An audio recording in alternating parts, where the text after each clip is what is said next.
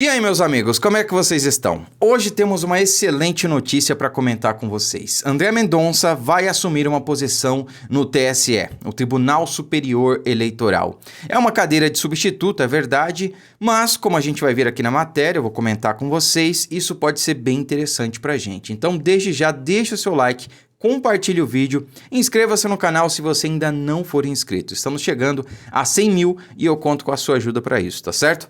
Então olha só, André Mendonça é eleito para a vaga de ministro substituto do TSE. E já vocês vão entender o que isso pode significar para a gente.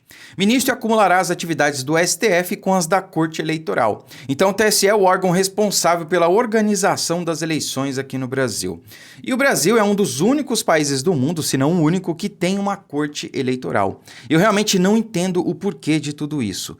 Visto que a nossa própria Constituição diz que o protagonista do processo eleitoral, responsável, o titular do processo eleitoral é o povo. Somos eu e você. Entretanto, todas as decisões, tudo é tomado pelo TSE. O TSE que decide tudo, o TSE que faz tudo. Até no passado recente aí havia apuração das votações aí num quartinho escuro, isolado, com pessoas selecionadas. Eles negaram pra gente o voto impresso, que era uma pauta aí que grande parte da população queria. Fomos às ruas, aos milhões, reivindicar essa pauta. Entretanto, isso foi negado pelo Congresso com interferência, entre aspas, aí, do ministro Barroso. Nós tínhamos maioria na Câmara para aprovar essa pauta. Entretanto, depois que o ministro Barroso visitou ali alguns líderes na Câmara dos Deputados, muitos deles mudaram o voto.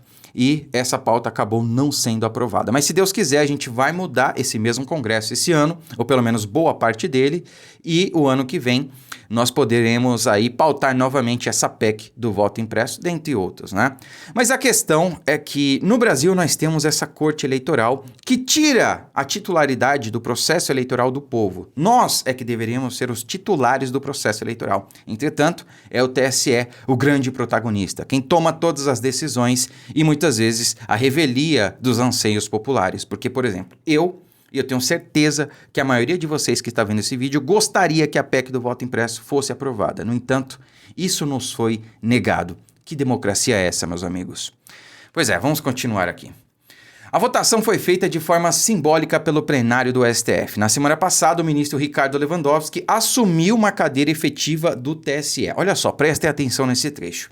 Então, o Ricardo Lewandowski assumiu uma cadeira efetiva. E olha só, deixando a vaga aberta para Mendonça, ou seja, Ricardo Lewandowski saiu, assumiu uma cadeira efetiva e entrou o ministro André Mendonça no lugar de Ricardo Lewandowski, como substituto. Então, prestem atenção.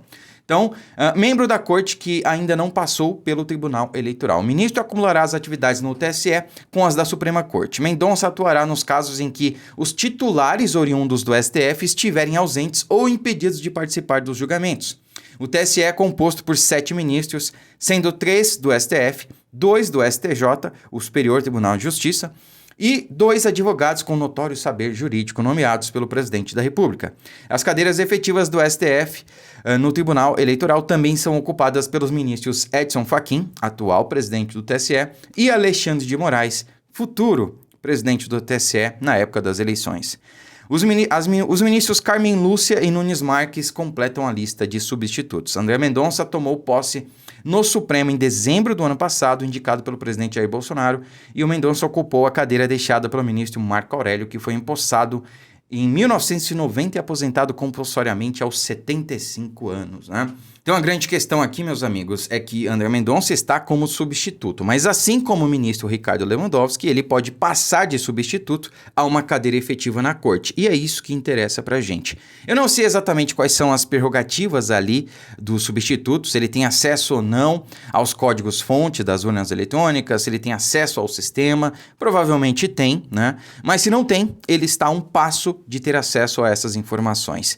E em 2022, meus amigos, ano de eleição, é de extrema importância que nós tenhamos um ministro como André Mendonça no TSE, porque vai diminuir significativamente a possibilidade de situações controversas, para não falar outra palavrinha mágica aqui, né?